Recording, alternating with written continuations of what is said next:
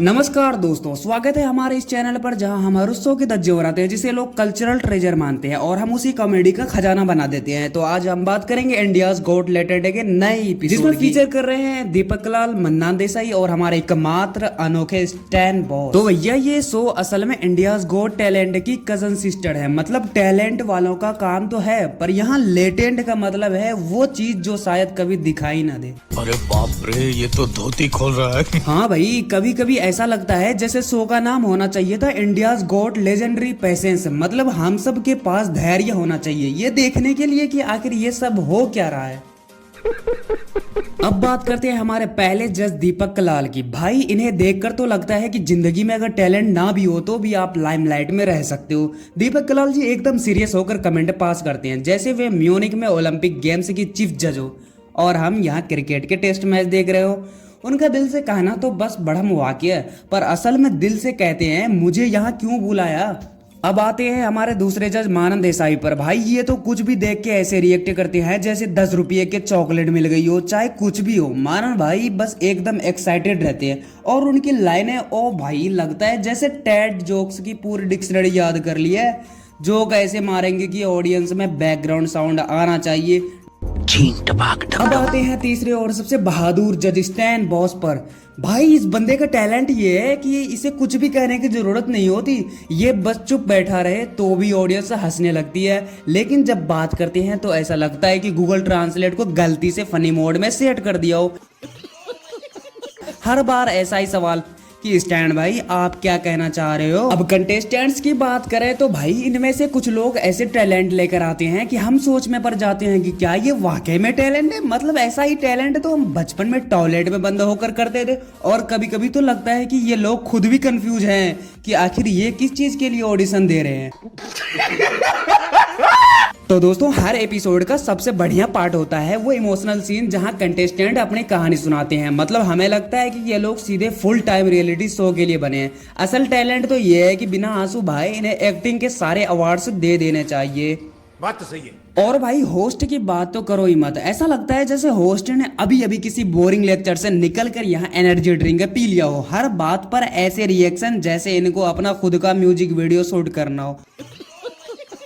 अब बात करते हैं जजों के फैसलों की। अरे भाई मानो इन जजों का मूड ही सब कुछ तय करता है। एक मिनट में ये कहते हैं वाह क्या टैलेंट है और अगले ही मिनट भाई ये किस एंगल से टैलेंट था।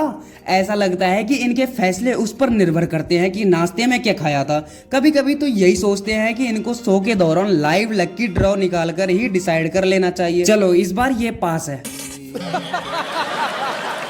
और भाई म्यूजिक और इफेक्ट्स की तो बात ही मत करो। हर छोटी सी बात पर बैकग्राउंड म्यूजिक ऐसा बजाएगा कि लगेगा कोई महाकाव्यिक युद्ध होने वाला है। कोई कंटेस्टेंट हिचकी भी ले रहा हो तो ऐसे दिखाया जाएगा जैसे वो अभी पहाड़ चढ़ने वाला हो। मतलब शो का इमोशनल इफेक्ट ही इतना जबरदस्त है कि आप अपने घर में बैठे हुए भी रुमाल निकाल कर तैयार हो जाओ। अब इनके डायलॉग से सुनकर तो ऐसा लगता है जैसे पूरे शो में सिर्फ 10 लाइनें ही लिखी है जिन्हें सब बारी बारी से बोलते हैं। तुमने दिल छू लिया, तुम्हारे टैलेंट में जादू है, इससे अच्छा तो आज तक देखा ही नहीं। भाई इनसे अच्छा डायलॉग तो मेरी नानी अपने पड़ोसियों से बोल देती है जब वो पकौड़े बनाती है। सही पकड़े हैं। और अब बात करते हैं कैमरा एंगल्स और एडिटिंग की। मतलब इतनी बार जूम इन जूम आउट होता है कि लगने लगता है जैसे हम कंटेस्टेंट के मुंह के अंदर ही चले जाएंगे। और हर बार वही ड्रामेटिक स्लो मोशन और इतना स्लो मो कि एक बार देखो तो कंटेस्टेंट खड़ा हो जाता है और अगली बार देखो तो वापस अपनी जगह बैठ जाता है। अब दीपक कलाल जी की कॉमेडी को समझना इतना आसान नहीं दोस्तों। उनके जोक्स ऐसे होते हैं कि सुनने वाला कंफ्यूज हो जाता है कि हंसना है या रोना है। वो एक सेकंड के लिए चुटकुला मारते हैं फिर खुद ही हंस पड़ते हैं। ऑडियंस का रिएक्शन कुछ ऐसा होता है कि भाई ये हंसे है या हमारी टांग खींच रहे हैं। लगता है कि दीपक कलाल का मकसद खुद को एंटरटेन करना है, बाकी ऑडियंस तो बस वैसे ही गवाह बन गई है। और मन्नान भाई को लगता है कि उनकी हाजिर जवाबी पर कोई नहीं पहुंच सकता। मतलब बंदा हर चीज में स्मार्ट दिखने की कोशिश करता है, भले ही बात किसी के जूते के डिजाइन पर ही क्यों ना हो, चाहे कुछ भी हो। मन्नान भाई हमेशा जवाब देंगे जैसे उन्हें हर चीज में पीएचडी हो। और उस पर उनकी इतनी तेज कमेंट्री लगने लगता है जैसे शो के एंकरिंग कम और टीचर की स्पीच ज्यादा सुन रहे हो। और स्टैंड बॉस 1 के एक्सप्रेशंस, भाई इस बंदे का हर सीन में बस एक ही एक्सप्रेशन होता है, अरे ये क्या हो रहा है, यहाँ पे क्या हो रहा है, भाई यहाँ पे क्या हो रहा बंदा भाई? ऐसे दिखता है जैसे अभी अभी उसे सुल्तान की कुश्ती देखने को कहा गया हो, और जब ये बात करता है तो लगेगा जैसे आवाज निकालने में ही पूरा फोकस है, बाकी क्या बोला वो खुद ही भूल गया।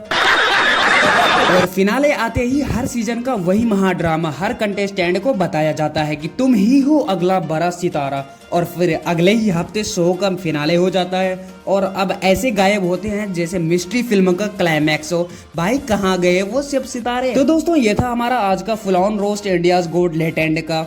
उम्मीद है आप हंसे होंगे और हमें सब्सक्राइब करना ना भूलें। अगले एपिसोड में वापस आएंगे एक और नए रोस्ट के साथ। तब तक लेजेंड ढूंढते रहिए और दूसरों का टैलेंट देखने की जगह खुद पर काम कीजिए।